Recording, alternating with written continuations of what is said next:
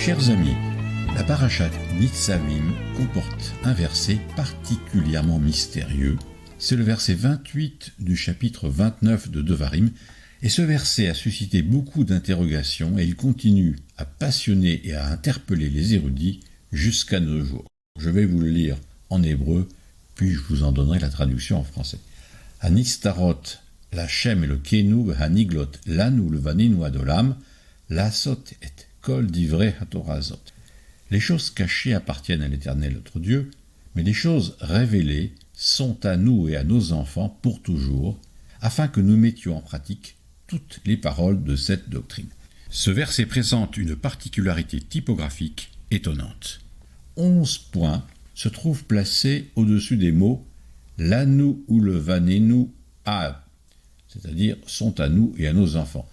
Ces points figurent même dans le Sefer Torah alors qu'il n'est pas ponctué, et c'est l'un des 10 passages de la Torah qui comporte des points au-dessus de certains mots.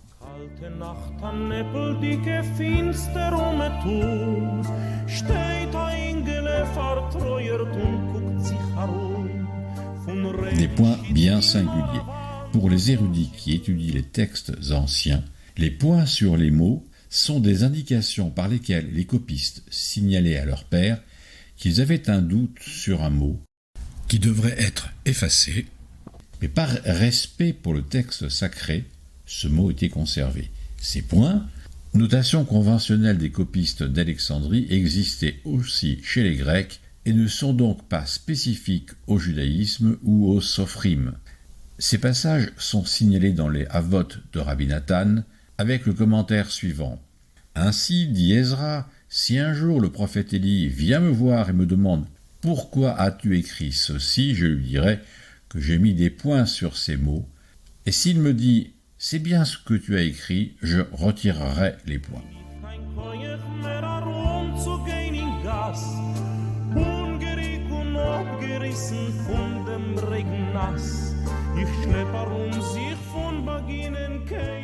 Des choses cachées est le 11e point. À quoi fait allusion ce verset qui parle de choses cachées ? Que signifient ces points mystérieux et comment expliquer que le 11e point se trouve sur la première lettre d'un mot qui comporte 2 lettres, le mot ad en hébreu, ayin dalet. Aussi, si on efface la lettre qui porte le 11e point, le ayin, il reste une lettre dalet orpheline qui ne constitue pas un mot seul.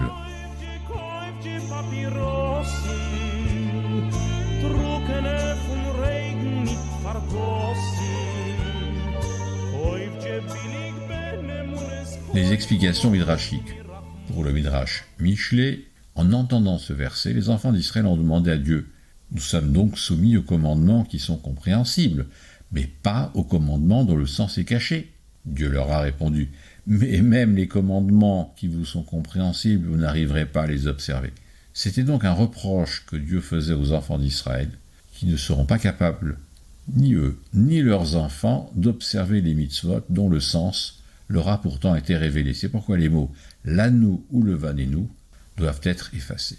Pour le Talmud Sanhedrin 43b, le sens du verset est que Dieu ne punira les fautes des enfants d'Israël qu'à partir du moment où ils auront traversé le Jourdain.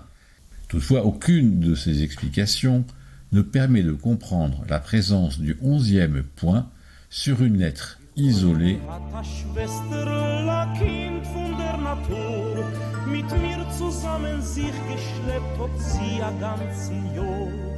l'explication de Tosafot. Une explication particulièrement ingénieuse a été proposée par Tosafot dans Sanhedrin 43b qui formule l'hypothèse suivante. Les 11 points ne sont pas à leur place. Ils auraient dû se trouver sur les mots « l'Hashem Elokeinu », l'Éternel notre Dieu, et non « l'Anu » ou « le Vanenu ». Mais par respect pour le nom de Dieu, qui ne convenait pas de surligner par des points, ils ont été déplacés sur les mots « l'Anu » ou « le Vanenu » ad.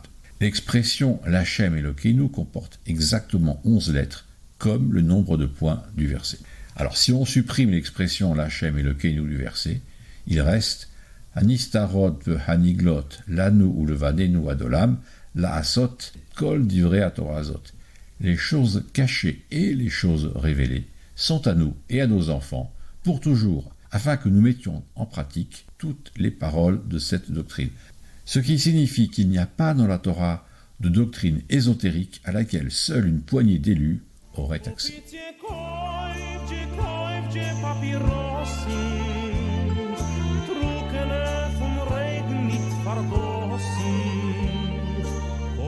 Qumran est la question des doctrines ésotériques. Dans l'un des principaux documents découverts à Qumran, on trouve notre verset cité dans la règle de la communauté, l'un des documents les plus importants de la secte, pour justifier du fait que la connaissance des doctrines ésotériques est réservée aux membres de la communauté qui entrent dans l'Alliance. Je cite quelques versets de ce livre, La règle de la communauté, chapitre 5, versets 7 à 13.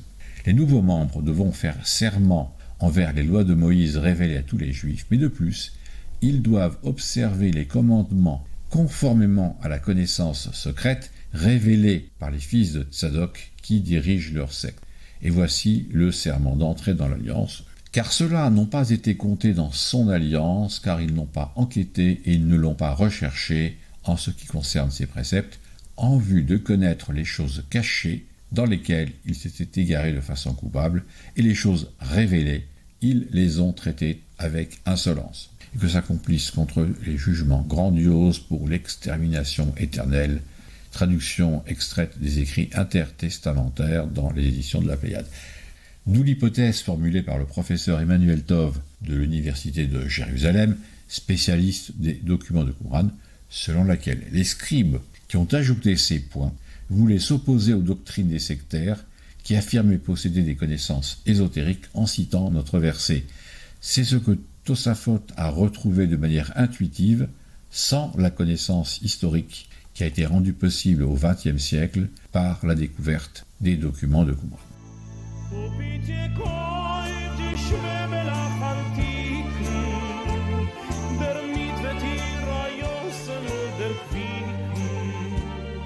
La raison de ces points mystérieux. Il reste à comprendre pourquoi les copistes n'ont pas indiqué la raison pour laquelle ils pensaient que le passage surligné devait être supprimé. Emmanuel Tov a étudié les 15 passages surlignés du Tanakh.